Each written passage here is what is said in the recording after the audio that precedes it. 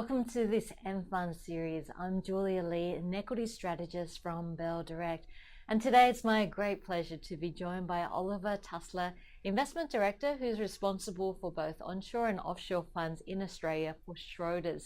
And first of all, I wanted to start by asking Oliver about Schroders because it's Australia's largest active independent fund manager, and yet most Australian investors have never heard of the brand. So Oliver, what is it that makes Schroders so popular with institutional investors?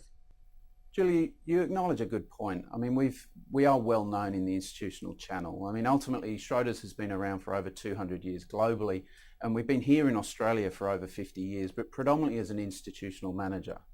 Now, we offer a range of strategies into the institutional market, and now we're offering them into a broader space. We're quite well known through the advisor channel, but predominantly, as you acknowledge, through that institutional channel, mainly because of the strategies that we offer are strategies that we ultimately believe in. We only have a fairly limited range of strategies, but they've typically got very long track records in the Australian market. Being such a large fund manager, I'm sure that you have many different processes for your different funds, but is there something in particular that sets apart Schroders from other fund managers in the market? Ultimately, there is no one investment process at Schroders. There's no one house view. If I were to frame it in a way, we're like a house of boutiques around the world. So there's no one house view. But if I were to say there's one view that does typically go across most of the strategies that we offer, and in particular in Australia, it is that of valuation. Now, it's a bit cliched, valuation, but ultimately we have a view about what an asset is worth, whether it be a share or an asset class in our broader portfolios. And it's when markets trade away from those views or our views of valuation, when share prices move away, that ultimately that's where we have conviction to take large positions within the portfolios and the strategies that we offer.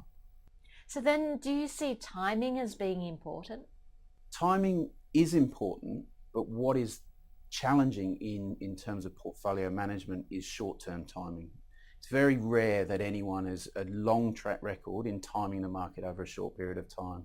So pretty much everything that we do has at least a 3-year view. So we will move asset classes or stock positions quite aggressively when we see fit, but ultimately that comes with a 3 to 5 year view in terms of a full market cycle, really.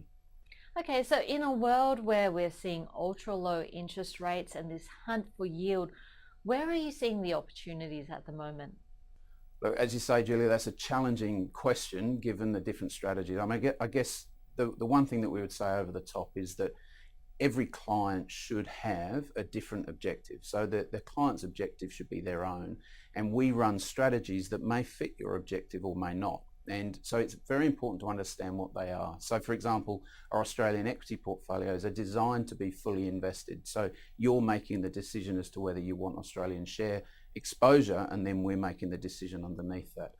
In our broader multi-asset portfolios where we do have full flexibility, so we run a strategy that literally is almost like a blank sheet of paper type approach with an absolute return objective, we are very defensively positioned. We're sitting on significant levels of cash and fairly defensively positioned in terms of that traditional view of the world. Now that's hard as well to answer in an environment where 30% of bonds are trading on negative yields around the world. So it's not the traditional sense of fixed income being defensive, but in terms of our valuation approach, we're finding more defensive assets elsewhere in the market. So now I get to put you on the spot to look at your best and your worst investment of the year. We'll start with your worst. What would you say is your worst investment this year? Again, it's challenging, but it's pretty easy because there is a theme that's run across a couple of our portfolios, and that's one of property. We have been underweight property in most of our portfolios where we have that exposure, and to the extreme we've had none, mainly because we see the fundamentals around property looking very expensive, and it trades like a bond proxy. I mean, I can be a bull and a bear about why you should own property, but it's mainly relative to the bond rate, which is basically zero around the world. So we've been underweight. You could argue that that's been wrong, but the important point to remember is that we have other assets elsewhere in the portfolio, for example, on the debt side of the balance sheet of property trusts and infrastructure assets, where we have captured some of that return. So if you, in a purest sense, that would be the worst, but it needs to come with some perspective as well. And what about your best investment in the past year?